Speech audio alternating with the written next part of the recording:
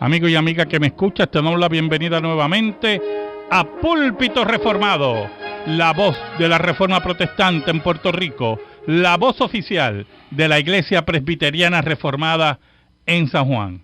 Te habla el reverendo Carlos Cruz Moya y te invitamos a que te quedes con nosotros en la próxima hora para que escuches palabra de Dios, la palabra que no se equivoca, la palabra que no vuelve atrás vacía, esa palabra que como espada de dos filos penetra hasta lo más profundo del corazón del hombre y la mujer.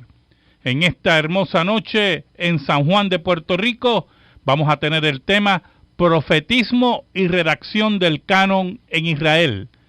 Profetismo y redacción del canon en Israel. Así que amigo y amiga que me escucha, busca tu Biblia, la palabra de Dios, la única regla de fe y conducta para discutir este tema tan interesante, profetismo y redacción del canon en Israel. En esta noche me acompaña el hermano Andrés Martínez. Que Dios bendiga a los que nos oyen. Y un servidor, el reverendo Carlos Cruz Moya. Amigo y amiga que me escucha, busca tu Biblia, la palabra de Dios, la única regla de fe y conducta, y buscamos Deuteronomio, capítulo 18, versículos del 15 al 22. Deuteronomio, capítulo 18, versículos del 15 al 22. Lea así la Escritura. Profeta de en medio de ti, de tus hermanos, como yo, te levantará Jehová tu Dios, a él oiréis, conforme a todo lo que pediste a Jehová tu Dios en Horeb el día de la asamblea, diciendo, no vuelva yo a oír la voz de Jehová mi Dios, ni vea yo más este gran fuego para que no muera. Y Jehová me dijo, han hablado bien en lo que han dicho. Profeta les levantaré de en medio de sus hermanos como tú, y pondré mis palabras en su boca, y él les hablará todo lo que yo le mandare. Mas a cualquiera que no oyere mis palabras que él hablara en mi nombre, yo le pediré cuenta. El profeta que tuviere la presunción de hablar palabra en mi nombre, a quien yo no le haya mandado hablar, o que hablar en nombre de dioses ajenos, el tal profeta morirá. Y si dijeres en tu corazón, ¿cómo conoceremos la palabra que Jehová no ha hablado? Si el profeta hablara en nombre de Jehová, y no se cumpliere lo que dijo, ni aconteciere, es palabra que Jehová no ha hablado. Con presunción la habló el tal profeta, no tengas temor de él. Amén. En esta noche queremos hablar un tema bastante profundo, pero muy importante en relación a la redacción de parte del canon o del canon principalmente del Antiguo Testamento. Nosotros vemos en este pasaje de Deuteronomio 18, no solamente que esté prometiéndose la llegada del Mesías, porque la primera parte de este pasaje nos habla de la llegada del Mesías y el cumplimiento de lo que Dios le dice a Moisés sobre ese profeta. Pero también nos habla, y es muy importante, que Dios le promete a Moisés que iba a levantar una sucesión de profetas tal como Moisés mismo, cuya función eran que iban a ser portavoz de Dios. O sea, la sucesión de profetas que iban a venir después de Moisés iban a ser portadores de Dios, iban a ser portadores de la palabra de Dios y también iban a ser testigos de la revelación y redactores de los eventos en los cuales posteriormente la construcción del Antiguo Testamento se iba a basar para la existencia del canon del Antiguo Testamento. Por lo tanto, lo que queremos plantear es que la forma que Dios utilizó para que el canon se plasmara era la sucesión de profetas. Esos profetas iban a responder al último discurso de Moisés y a los conceptos de Deuteronomio. Por lo tanto, iban a ratificar el pacto que Dios había establecido con Israel, eran profetas deuteronomistas que respondían al pacto de Dios ratificado y repetido en el Deuteronomio, y que buscaba todo el tiempo que el pueblo de Dios se rigiera por la ley de Moisés, principalmente en todo lo referente a Deuteronomio. Esos profetas también iban a redactar gran parte del Antiguo Testamento, si no todo el Antiguo Testamento, mediante la labor de profetas, de ser portadores de la ley de Dios, portadores de la voz de Dios, portadores de la voluntad de Dios, y por lo tanto la redacción y la construcción de los materiales o de los libros del Antiguo Testamento iban a estar basados en la labor profética. Esta era la promesa de Dios a Moisés. Por eso había unas reglas estrictas con el profetismo. Esto no era a los sucusumucu, ni era a tirar tiros al aire libre. O sea, esto era una cosa muy seria, porque también mediante el profetismo se iba a redactar la palabra de Dios. Porque dentro de ese profetismo se veían la dualidad de ese profetismo, que era la predicación precisamente del pacto de los primeros 5 libros de la Escritura escritos por Moisés, y el otro que era el extraordinario, que era que Dios traía revelaciones a través de ellos. Es decir, que había mucha conciencia de lo que se hacía, y no era un profeta, un profetismo de revelación solamente. Exacto, era un profetismo teológico. Era un profetismo que llamaba al pueblo, ¿verdad?, al arrepentimiento. A volverse al pacto, ¿no? Y volver al pacto, O sea, por eso es que usted va a notar que desde los libros de Josué hasta Segunda de Crónicas hay una unidad, que es la unidad deuteronómica, porque lo que buscaban los profetas es que ellos volvieran a la ley de Dios, volvieran al pacto. Por ejemplo, Elías, cuando Elías va donde Acab y le dice que no iba a llover hasta que Israel se arrepintiera, eso era parte de la ley. La ley decía que cuando el pueblo se hacía idólatra, iba a traer Dios sequía sobre la tierra. Por lo tanto, Elías se basa en la palabra de Dios como profeta y como intérprete de la ley para llevar ese juicio a Acab. Y que precisamente el volverse al pacto se debía a la violación por parte del pueblo en contra precisamente de todas las disposiciones que decían no se podía idolatrar, los profetas falsos no iban a hablar de acuerdo a lo que Moisés había escrito, y así consecutivamente, ¿no? Si nosotros vemos, y los hermanos que nos oyen por la radio buscan Daniel capítulo 9 versículo 10, Daniel capítulo 9 versículo 10, vamos a ver cómo se confirma el concepto de la sucesión de profetas para la redacción y defensa y ratificación de la ley de Dios y del pacto. O sea, la labor del profetismo que Dios le anuncia a Moisés buscaba la ratificación del pacto, la denuncia de parte de los profetas, todos aquellos que violaban la ley de Dios, todos aquellos que violaban los preceptos de la ley de Dios, y llamar al pueblo a arrepentimiento. Oiga, mire cómo dice Daniel 9:10, y piense en la sucesión de profetas. ¿Oyó, hermanos?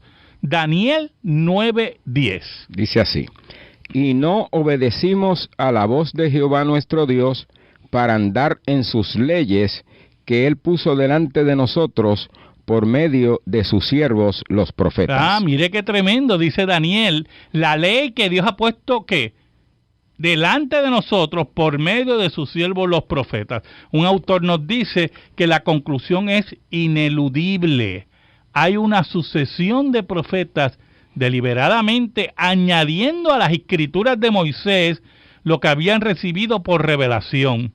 Esa revelación profética tenía el mismo peso de autoridad como la revelación recibida y escrita por Moisés. Era una instrucción divina y autoritaria para el pueblo de Dios y útil, como dice el apóstol Pablo, ¿verdad? En 2 de Timoteo 3:16, útil para enseñar, para redarguir, para corregir, para instruir en justicia, como dice la palabra de Dios. Por lo tanto, cuando vemos en Deuteronomio capítulo 18, versículos del 15 al 22, lo que busca Dios revelarle a Moisés, lo que Dios declara por medio de Moisés y por medio de los discursos de Moisés, es que Dios promete una sucesión de profetas, los cuales iban a redactar el canon, iban a trabajar el canon, iban a ser testigos de la revelación, iban a traer material que posteriormente otros editores y redactores iban a trabajar el canon basado en la labor de los profetas. ¿Oyó, hermano? En la labor de los profetas. Y nosotros vamos a ver parte integral de eso cuando citemos los siguientes versículos para que usted observe cómo la palabra de Dios misma se confirma y confirma esos conceptos, ¿verdad?, que estamos discutiendo sobre la redacción del canon. Vamos a buscar el primer versículo, Primera de Reyes, capítulo 14, versículo 29. Primera de Reyes, capítulo 14, versículo 29. Mire cómo dice Primera de Reyes. Los demás hechos de Roboam y todo lo que hizo no está escrito en las crónicas de los reyes de Judá. Mire qué interesante, nos habla de Roboam y nos hablan de unas crónicas que son las crónicas de los reyes de Judá. Por lo tanto, allá hay un material, ¿verdad?, importante del cual se toma información. Ahora, Segunda de Crónicas 12:15, que es el pasaje paralelo a Primera de Reyes 14:29, nos identifica quiénes son los redactores, parte de los redactores de esas crónicas.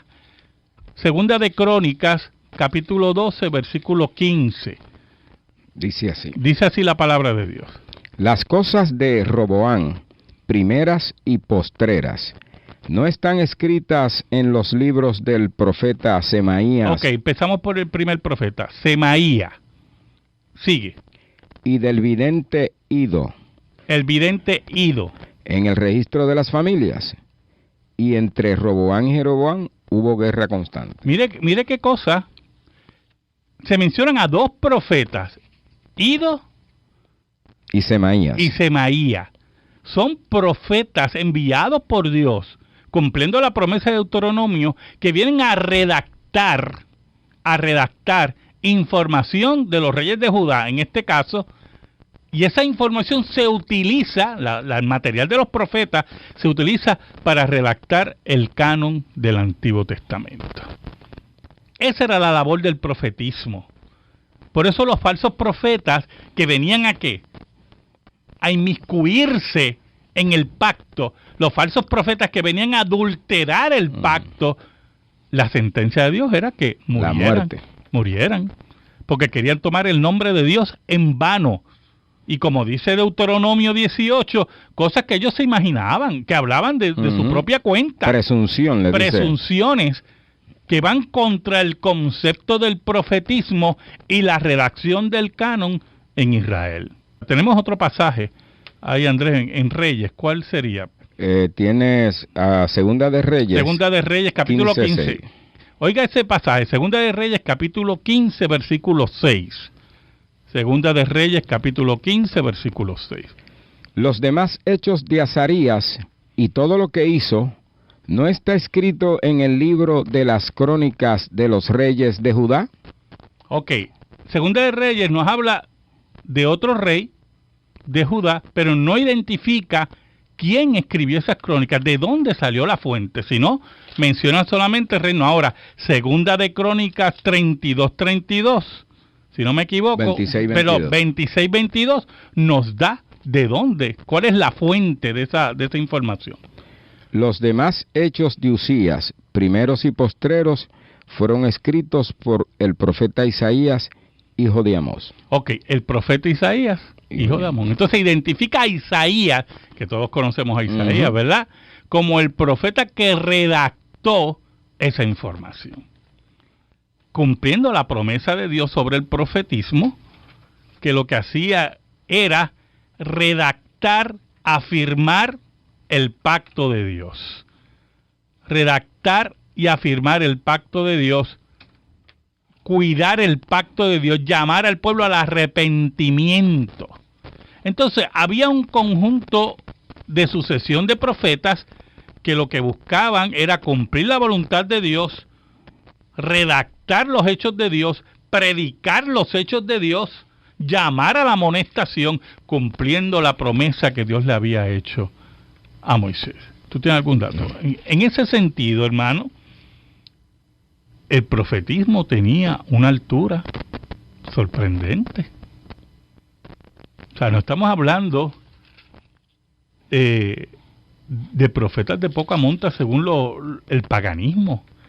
Estamos hablando de una alta responsabilidad que tenía el profetismo en Israel como proclamador y redactor del pacto, como proclamador y redactor del canon, como proclamador y redactor de la voluntad de Dios, de material que posteriormente se utiliza para la redacción del canon del Antiguo Testamento. Esto nos señala un dato muy importante en contra de la inspiración mecánica, ¿no? Exacto. Es importante, y una de las cosas que le da validez al documento bíblico es precisamente su historicidad, que está enraizado en la historia, y Dios está dirigiendo los eventos de esa historia, y por eso es que se plasman, porque es Dios, son las obras de Dios en la historia de su pueblo. Así mismo. Israel establecía doctrina no solamente por el profetismo, ¿verdad?, por la enseñanza, por la revelación, sino por medio de los hechos de Dios en la historia, ¿verdad? Y que esos hechos se remontan precisamente a Deuteronomio, porque lo que hace es cumplirse lo que Dios había dicho si ellos traspasaban el pacto. Así mismo es. Vamos a pasar a la noticia religiosa con el hermano Andrés Martínez. Dice así: traducen la Biblia a su idioma tras 182 años. Cristianos de un pueblo de Myanmar, al sudeste de Asia, pueden leer la Biblia en su idioma gracias a una traducción hecha por un grupo de creyentes nativos. Después de 182 años de espera, un grupo de cristianos que viven en un pueblo en el sudeste de Asia han traducido con éxito el Nuevo Testamento a su lengua materna y por primera vez pueden leer la palabra en su propio idioma. Hace casi 2 siglos, los misioneros llegaron al pueblo con el Evangelio, pero no había ninguna traducción de las Escrituras disponibles, por lo que tuvieron que estudiar la palabra de Dios en un idioma extranjero. La traducción ha sido posible gracias a un método creado que permite a traductores nativos trabajar estratégicamente para traducir porciones significativas de la Biblia durante meses en lugares ocultos de apoyo. El resultado es asombroso, porque en solo 2 semanas tradujeron 18 libros del Nuevo Testamento. Han soportado la persecución, han luchado para enseñar las Escrituras a sus jóvenes en otros idiomas. Siempre habían oído que las generaciones tenían que seguir esperando hasta que los occidentales pudieran traducir la Biblia para ellos. El grupo de traductores planea completar la traducción en el Antiguo Testamento o con el Antiguo Testamento a finales del 2016. Los habitantes de este pueblo en el sudeste de Asia son parte de 14 grupos de personas en el mundo que representan a 17 millones de personas que nunca han leído la Biblia en su propio idioma. Más de 2,000 traducciones están en curso en todo el mundo. ¡Wow! ¡Qué noticia maravillosa! La Biblia sigue siendo el libro de los libros, el libro más traducido, el libro más leído y el libro de mayor venta todos los años, porque la Biblia es la palabra de Dios. Es interesante cómo este pueblo, ¿verdad?, después de 100 y pico de años que no tenía la palabra de Dios, recibe ahora el Nuevo Testamento en su idioma. Y cómo se trabajó ese Nuevo Testamento en un método que creó la sociedad de Whitefield Associates. Exacto. Para la traducción de la Escritura, y en 2 semanas tuvieron el Nuevo Testamento y lo hicieron a escondidas porque es un área de mucha persecución. Y es importante que usted vea en esta hora, muy importante que usted vea lo siguiente, hermano. No importando la persecución, no importando las condiciones. Esa es la fuerza que da las Escrituras. Exacto. Hermanos, personas que Dios ha llamado para esto, ponen su vida a los pies de Dios, porque la palabra de Dios corra en medio de todo. La palabra de Dios que nunca se equivoca. Pero aún más, en la noticia nos dice que ahora mismo, hay alrededor de 2000 proyectos de traducción de la Escritura.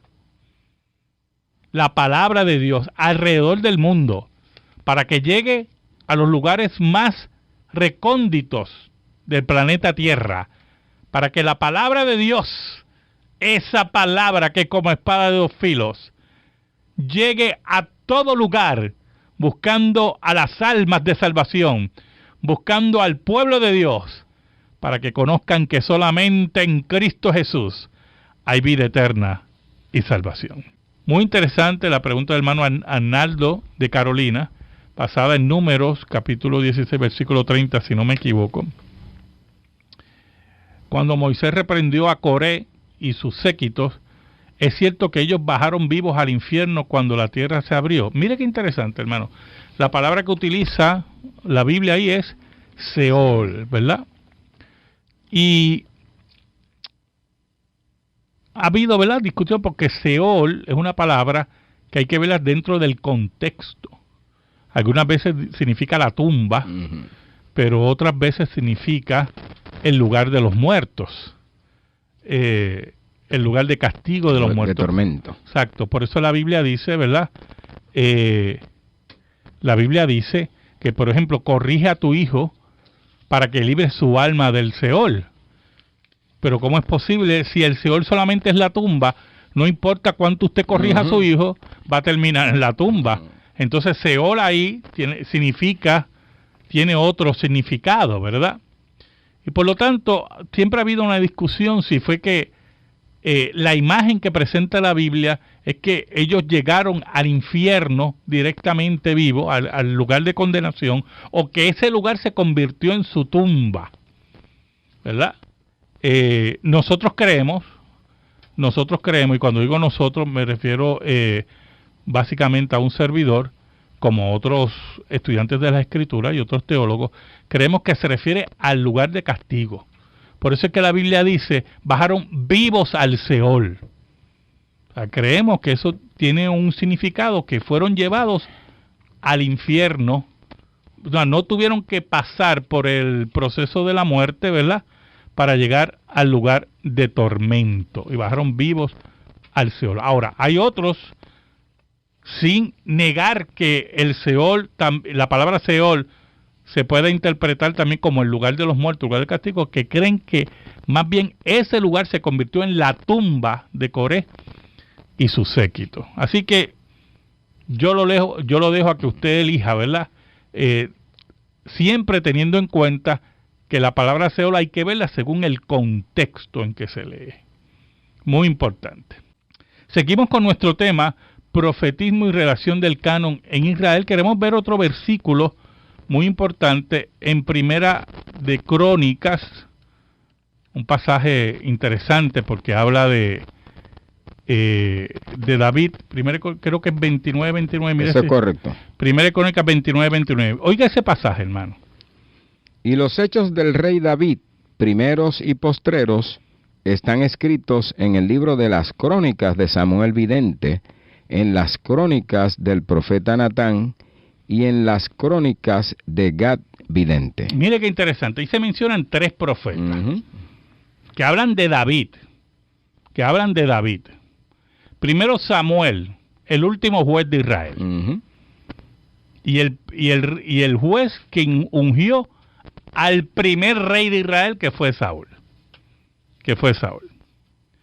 Samuel fue uno de los redactores de crónicas sobre David, sobre el rey David. Esas crónicas se utilizaron para la redacción de pasajes del Antiguo Testamento, de libros del Antiguo Testamento. Pero Natán, el profeta Natán, que fue gran amigo de David, ¿oyó? Y que lo confrontó por su pecado, también nos dice la Escritura que tenía escritos, crónicas.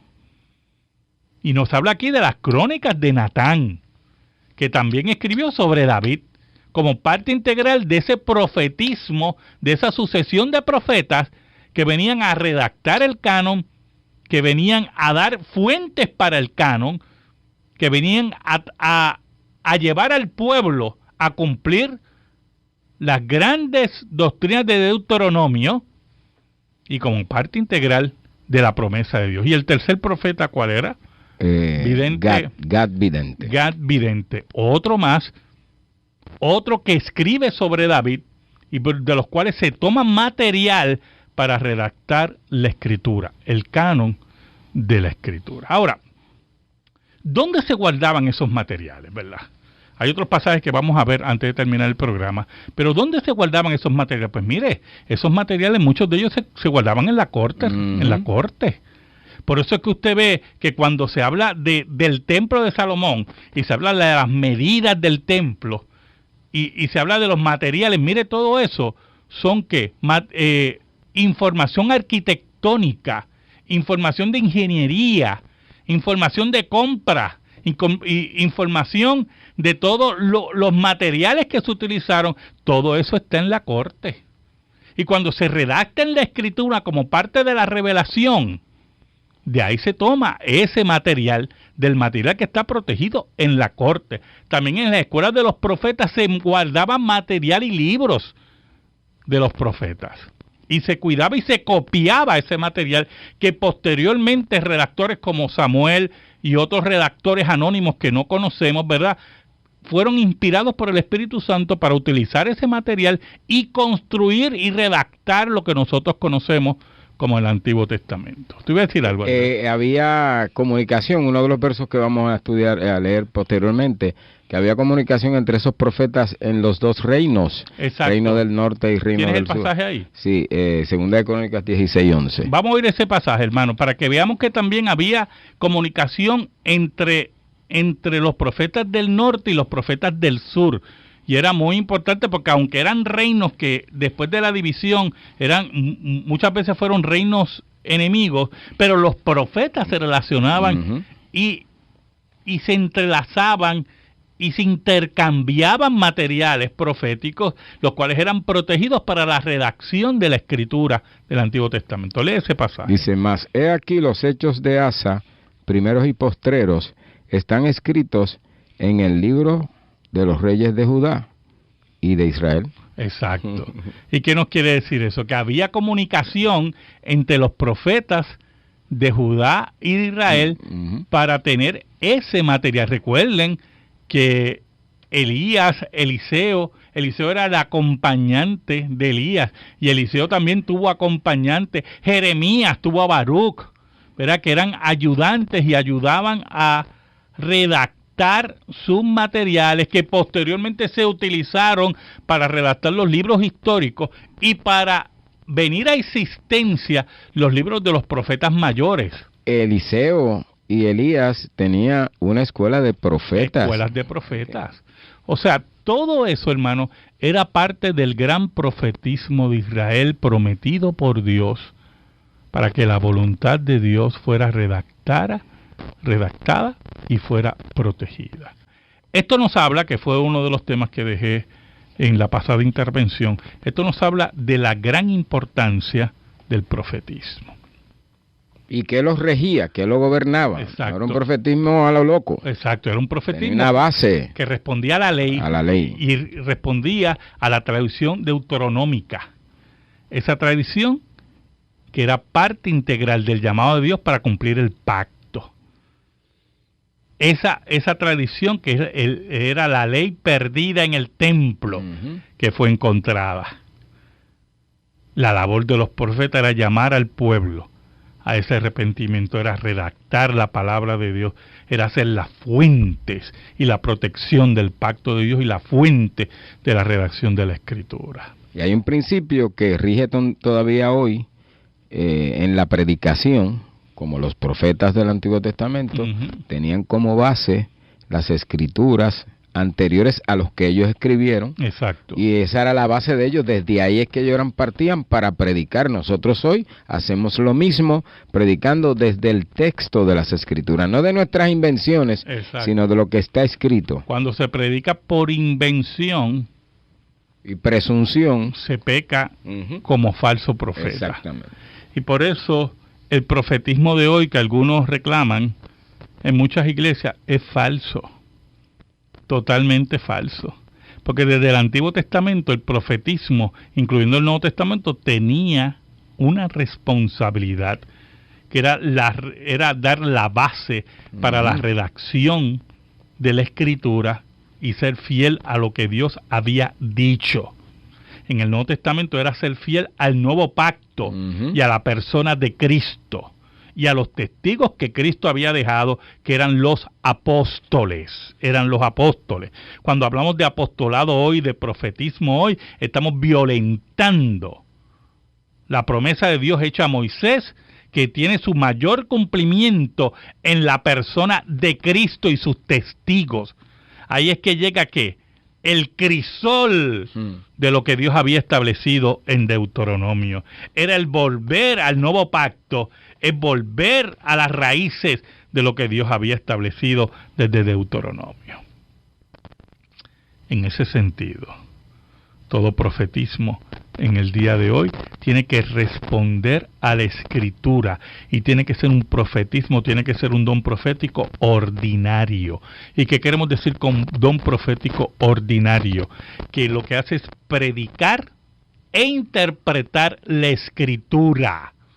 Esa es la labor del profetismo hoy. Predicar, enseñar, y proclamar la Escritura. Lo que vemos en el Nuevo Testamento, que es el querigma, que es la didaché, la enseñanza, la interpretación correcta de la Escritura.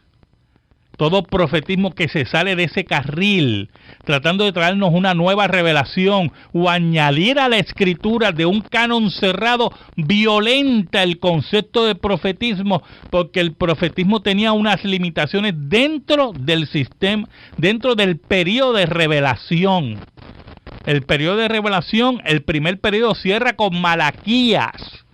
Y al cerrar con Malaquías, escuche bien, el primer periodo profético, al cerrar con Malaquías, ya no se podía añadir a la Escritura. ¿Por qué? Porque el profetismo extraordinario había cesado. Y la gente ahora tenía, el pueblo de Dios tenía que atenerse a lo que estaba ¿qué? Escrito. Cuando vuelve a abrirse el canon con el Nuevo Testamento, tiene su cierre en Apocalipsis. Y la labor profética de los apóstoles y profetas del Nuevo Testamento, ¿qué? Cesa y termina en Apocalipsis. Y por eso no se puede añadir revelación a lo que ya está escrito. Por eso cuando alguien dice que vio, que sintió, que corrió, yo no sé qué, todo eso es contrario a la revelación bíblica, porque el profetismo establecido desde el Antiguo Testamento, desde el punto de vista extraordinario, ha cesado. Y hay un tremendo y grave problema de aquellos que profetizan y no se cumple lo que profetizaron y se sigue en esas iglesias, cuando el mandato en Deuteronomio era que tal profeta debía morir. Exacto. Y hoy no se matan a los profetas, claro, pero no no estamos diciendo que los maten tampoco, pero no se les sigue, porque ya dieron muestra de que no eran de Dios. No eran de Dios. Pero todavía muchos insisten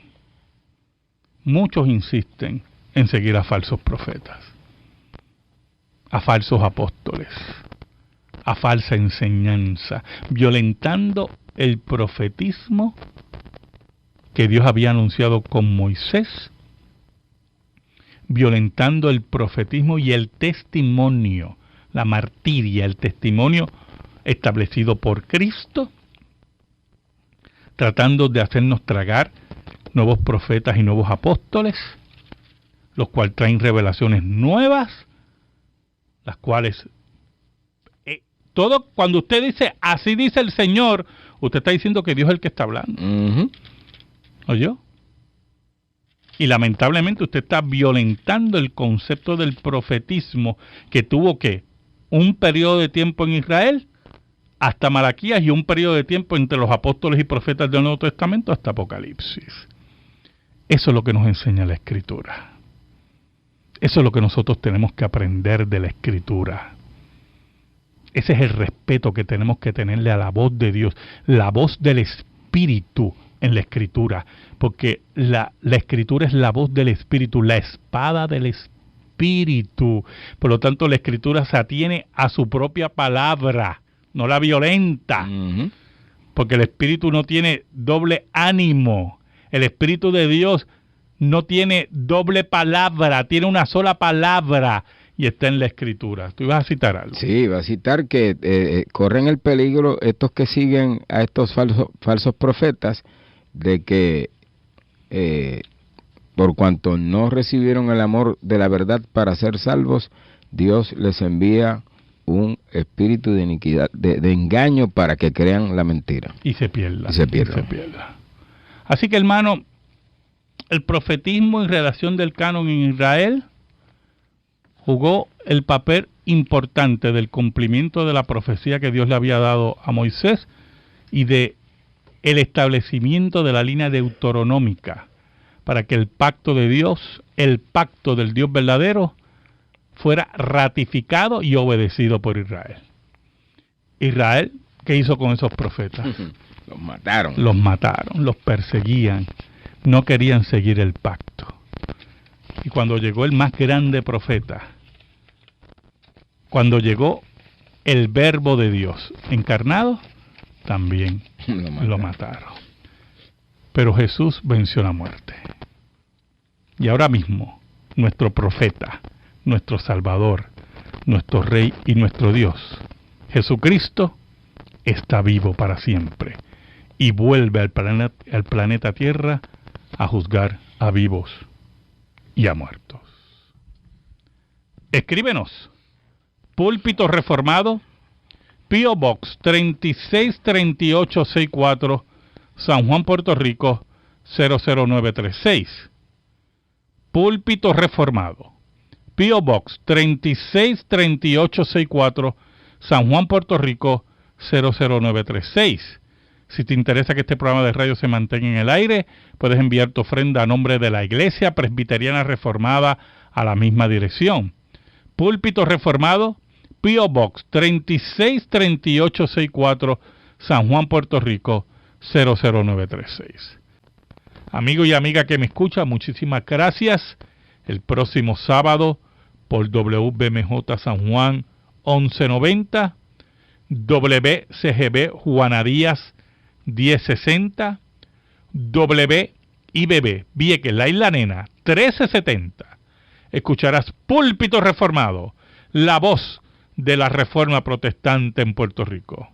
En esta hora se despide de ti el reverendo Carlos Cruz Moya y le pedimos al Señor que la paz de Cristo esté sobre ti y sobre tu familia en esta hora. Dios te bendiga ricamente.